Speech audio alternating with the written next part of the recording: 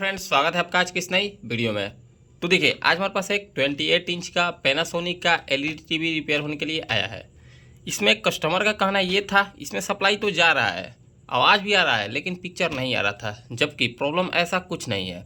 Problem इसमें कुछ ऐसा है, इसमें सप्लाई देने के साथ साथ यहाँ पर ये जो इसका इंडिकेटर है, ये इंडिकेटर बार बार ब्लिंक कर रहा है। कस्टमर जो प्रॉब्लम बताया था वो प्रॉब्लम इसमें था ही नहीं। मतलब इसमें ना ही बैकलाइट का प्रॉब्लम था, ना ही पैनल का प्रॉब्लम था। अब चलिए, सबसे पहले हम आपको एक बार इसका प्रॉब्लम से मिलाते हैं। देखिए, ये रहा, हम इस बोर्ड में इसको सप्लाई देते हैं।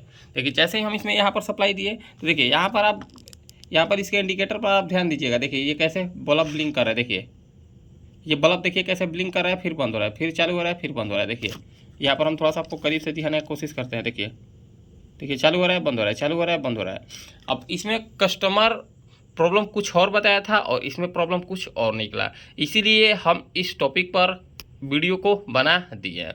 अब आखिर ऐसा प्रॉब्लम कहाँ से आ रहा है? क्या ये प्रॉब्लम मदरबोर्ड से है? और मदरबोर्ड से है तो क्या ये पावर सेक्शन से है या फिर इसके आउटपुट सेक्शन से है? अब इस चीज़ को हम रिपेयर करके दिखाने वाले हैं और आपको हम बढ़िया से समझा देंगे आखिर ऐसा प्रॉब्लम कहाँ से आता है। तो सबसे पहले हम अपना फ़ोन को स्टैंड पर सेट करते हैं। स्टैंड पर सेट करने के बाद हम आपको बारीकी से समझाते हैं।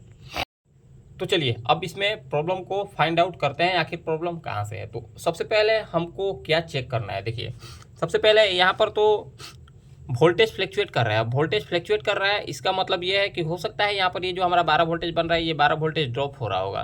क्योंकि 12 वोल्टेज ड्रॉप होता है तभी इस टाइप का प्रॉब्लम हमको देखने को मिलता है। तो सबसे पहले हम क्या करते हैं, सबसे पहले हम इसे सप्लाई देते हैं। सप्लाई दे दिए। सप्लाई देने के साथ साथ देखिए, हम अपना मीटर को सबसे पहले स्टार्ट कर देते हैं।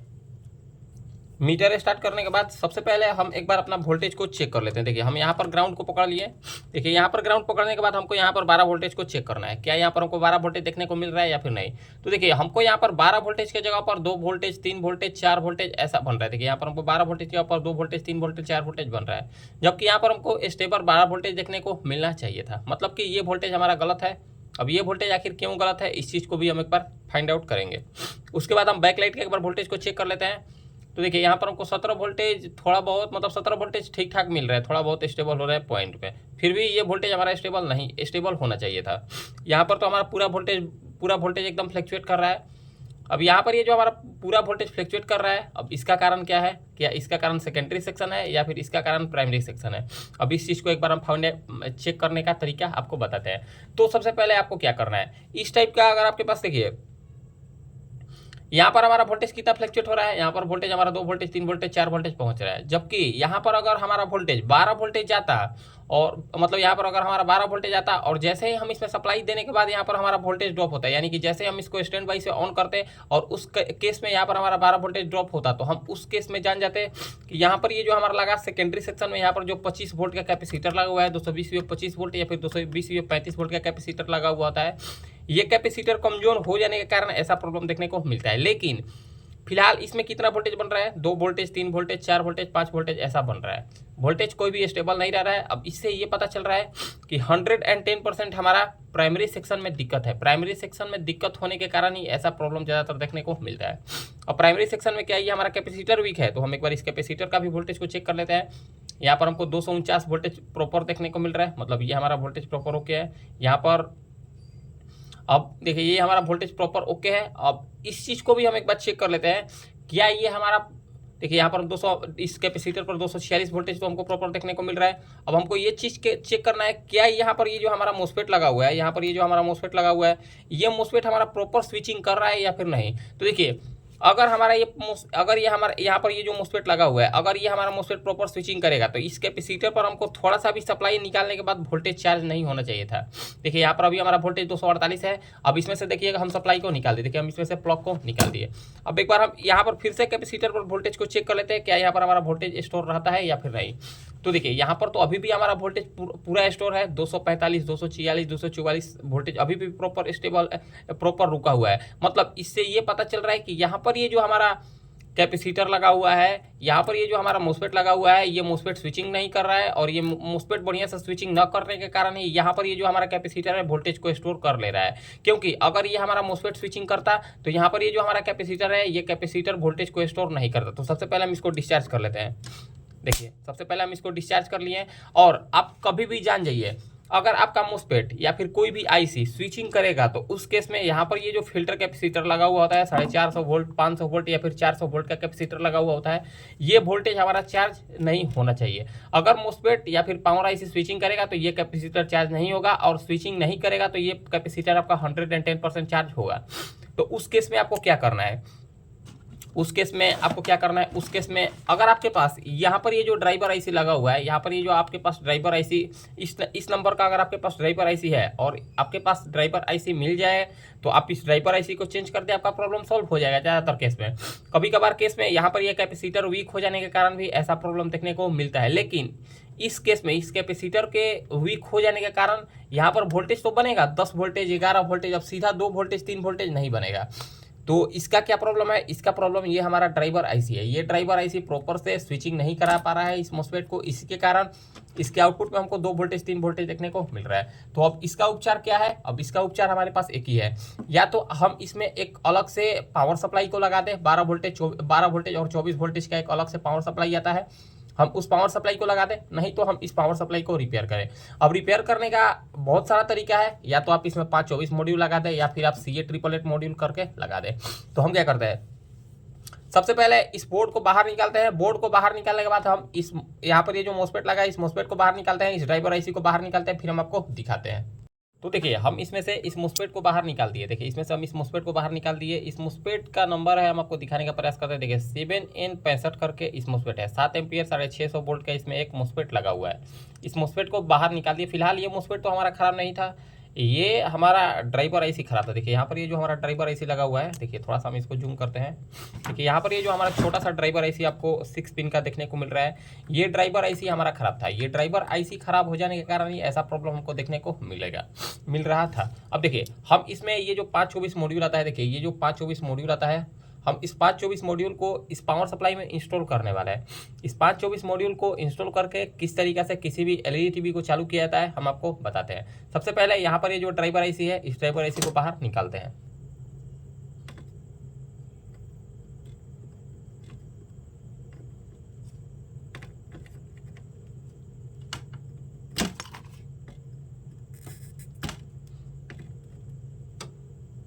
तो देखिए यहाँ पर ये जो ड्राइवर आईसी लगा हुआ था, देखिए यहाँ पर ये जो छोटा सा ड्राइवर आईसी लगा हुआ था, हम इस ड्राइवर आईसी को बाहर निकाल दिए। तो देखिए यहाँ पर ये जो ड्राइवर आईसी लगा हुआ था, इस ड्राइवर आईसी को जो हम बाहर निकाले हैं, इसका हम सारा लेग को बढ़िया से साफ कर लेते हैं, ताकि हम इसमें सप्लाई दें तो कोई भी शॉर्ट सर्किट होने का हमको डर न रहे। तो देखिए हम इसके सारे पिन को बढ़िया से साफ कर दिए। अब चलिए, अब इसमें ये जो हमारा 524 मॉड्यूल था, देखिए जैसा कि हम आपको बताया इस 524 मॉड्यूल को हम इसमें इंस्टॉल करने वाले हैं। अब देखिए 524 मॉड्यूल को किस तरीके से इंस्टॉल किया जाएगा इस पावर सप्लाई में हम आपको बताने का प्रयास करते हैं। देखिए इसमें आपको 4 वायर देखने को मिलेगा, इसमें आपको 4 वायर देखने को मिलेगा, एक ब्लैक वायर, एक येलो वायर, एक ब्लू वायर और एक रेड वायर। तो देखिए ये जो हमारा ब्लैक वायर है, ये हमारा ब्लैक वायर इस कैपेसिटर के न्यूट्रल पिन पर जाएगा। देखिए यहाँ पर ये जो बड़ा वाला कैपेसिटर है, इस कैपेसिटर के न्यूट्रल पिन पर ये हमारा ब्लैक वाला वायर जाएगा। यहाँ पर ये जो हमारा रेड वायर है, ये रेड वायर यहाँ पर इसमें जो मोस्फेट लगा हुआ था, देखिए इसमें ये जो इस नंबर का मोस्फेट लगा हुआ था, इस मोस्फेट के बीच वाला पिन, यानी कि इस मोस्फेट के बीच वाला पिन ड्रेन पिन कहलाता है। इस मोस्फेट के ड्रेन पिन पर हमारा ये जो रेड वाला वायर है, रेड वाला वायर इस मोस्फेट के ड्रेन पिन पर जाएगा। बचा इसमें ब्लू और रेड वायर। तो ब्लू वायर हमारा आउटपुट का ग्राउंड हो जाएगा, देखिए ब्लू वायर हमारा आउटपुट का ग्राउंड हो जाएगा। और येलो वाला वायर यहाँ पर ये जो कैपेसिटर हमारा लगा हुआ है 12 वोल्ट के लाइन में, इस 12 वोल्ट के लाइन में इस कैपेसिटर को आप प्लस के साथ जोड़ सकते हैं। और यहाँ पर ये जो हमारा ब्लू वाला वायर है, इस ब्लू वाला वायर को उस कैपेसिटर के माइनस के साथ जोड़ सकते हैं। मतलब हम आपको समझाने का प्रयास करते हैं सरल तरीके से। देखिए हमारे पास सेम एक स्क्रैप बोर्ड इसी टाइप का पड़ा हुआ है, देखिए हमारे पास सेम एकदम हुबहू यही बोर्ड हमारे पास अवेलेबल है। तो देखिए यहाँ पर ये जो आपको कैपेसिटर 2 देखने को मिल रहा है, इस कैपेसिटर के देखिए इस कैपेसिटर के माइनस पिन और प्लस पिन, तो माइनस पिन पर आपको ब्लू वाला वायर को जोड़ देना है, इसके आउटपुट के माइनस पिन पर ब्लू वाला वायर को जोड़ देना है, और इस कैपेसिटर के प्लस पिन पर हमको येलो वाला वायर को जोड़ देना है आउटपुट सेक्शन में। और यहाँ पर ये जो रेड वाला वायर है, रेड वाला वायर को हमको इस मोस्फेट के यानी कि बीच वाला पिन ड्रेन पिन के साथ जोड़ देना है, और ये जो ब्लैक वाला वायर है इस कैपेसिटर के माइनस पिन के साथ जोड़ देना है। अगर आपको ये कनेक्शन नहीं समझ में आ रहा है तो हम इसको थोड़ा सा मॉडिफिकेशन भी करके वीडियो बनाकर आपको दिखा देंगे, अगर आपका कमेंट आया तो। इसमें क्या होगा, इसमें हमको थोड़ा सा वोल्टेज सेट करना पड़ता है, लेकिन जो हम उस टाइप का ऑक्टोकपलर का कनेक्शन हटाकर और इसी ऑक्टोकपलर से सप्लाई सेट करेंगे तो उस केस में क्या होता है, हमको वोल्टेज सेट करना नहीं होता है। ये पीसीबी यानी कि पीसीबी जितना वोल्टेज का डिजाइन किया गया होगा उतना ही वोल्टेज ये हमारा मॉड्यूल आउट करके देगा, यानी कि इस ऑप्टोकपलर के फीडबैक के हिसाब से। तो चलिए अब इसका हम कनेक्शन सिंपली करना स्टार्ट करते हैं। तो देखिए जैसा कि हम आपको बताए हैं, ब्लैक वाला वायर को हमको इसके ग्राउंड के साथ जोड़ना है। देखिए ब्लैक वाला वायर को हमको इसके ग्राउंड के साथ जोड़ना है। तो सबसे पहले हम इसमें ब्लैक वाला वायर को कनेक्शन करते हैं। तो ये हो गया हमारा ब्लैक वाला वायर। ब्लैक वाला वायर को हम निगेटिव के साथ जोड़ देते हैं। ये हो गया हमारा ब्लैक वाला वायर, निगेटिव के साथ हम इसको जोड़ दिए। थोड़ा सा जूम कर लेते हैं ताकि हमको बढ़िया से दिखा सके। बचा रेड वाला वायर। तो रेड वाला वायर जैसा कि हम आपको बताया है, इस मोस्फेट के ड्रेन पिन, इस मोस्फेट के ड्रेन पिन के साथ हमको रेड वाला वायर को जोड़ना है। तो मोस्फेट के ड्रेन पिन आप समझ सकते हैं, या फिर आप मोस्फेट के मिडिल पिन यानी कि बीच वाला पिन समझ सकते हैं। अगर आप नए हैं, अगर आपको गेट ड्रेन सोर्स नहीं समझ में आता है, तो आप इस मोस्फेट के बीच वाला पिन ही समझे इसको। अब देखिए बचा यहाँ पर, जैसा कि हम आपको बताएं, इस कैपेसिटर के प्लस के साथ हमको येलो वाला वायर को देना है, और इस कैपेसिटर के माइनस के साथ यहाँ पर ये हमारा ब्लू वायर को देना है। तो देखिए यहाँ पर आपको, देखिए हम आपको फिर से इस कनेक्टर में फिर से हम आपको इस बोर्ड में आपको एक कनेक्शन दिखाने का प्रयास करते हैं। देखिए यहाँ पर ये जो कैपेसिटर लगा हुआ है, इस कैपेसिटर के लाइन में ही यहाँ पर एक कनेक्टर लगा हुआ था। इस कैपेसिटर के प्लस के साथ ये कैपेसिटर के प्लस के साथ ये पिन जुड़ा हुआ होता है, और इस कैपेसिटर के माइनस के साथ यहाँ पर ये पिन जुड़ा हुआ होता है। देखिए यहाँ पर आपको 12 वोल्ट और ग्राउंड लिखा हुआ भी मिलेगा।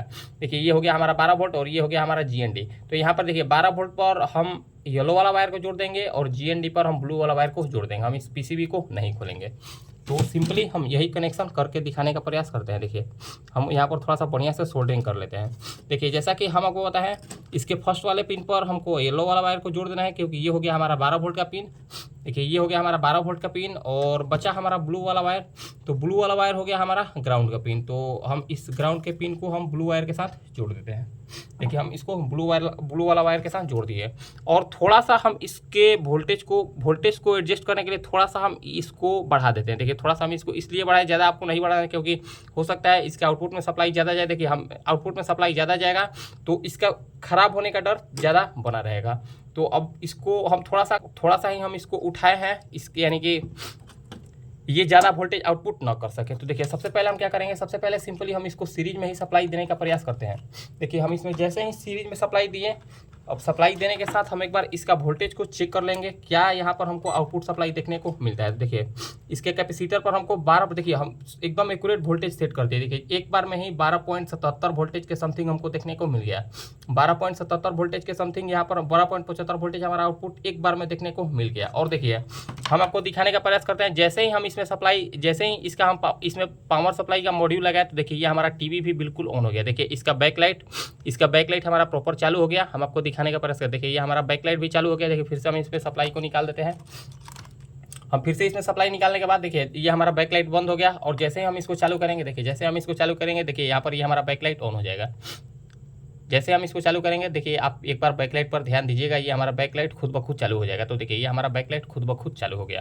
अब हम क्या करते हैं, बैकलाइट जब हमारा चालू हो गया और हमारा आउटपुट वोल्टेज भी सही है, तो एक बार हम इसका ग्राफिक को भी देख लेते हैं, क्या इसमें ग्राफिक बना या फिर ग्राफिक नहीं बना। और ग्राफिक बना तो ठीक है, और ग्राफिक नहीं बना तो हम इसको ठीक करने का और भी प्रयास करेंगे। तो देखिए ये कितना लाजवाब इसमें ग्राफिक बनने लगा। देखिए इसमें नो सिग्नल का लोगो हमको देखने को मिल गया, नो सिग्नल का लोगो देखने को मिलेगा। और देखिए जैसा कि हम आपको बताएं, ये पैनासोनिक का ओरिजिनल टीवी है, और ये पैनासोनिक का ओरिजिनल मदरबोर्ड ही कहलाता है। देखिए इसमें नो सिग्नल का लोगो हमको देखने को मिल गया, मतलब कि ये हमारा टीवी प्रॉपर चालू हो गया। ये हमारा टीवी प्रॉपर चालू हो गया। इसमें समस्या क्या था, इसमें समस्या ये था, देखिए इसमें समस्या यहाँ पर ये जो हमारा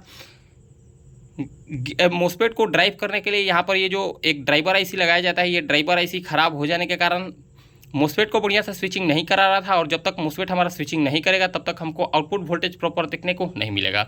और इस आईसी के खराब हो जाने के कारण ही ये टीवी हमारा बंद पड़ा था।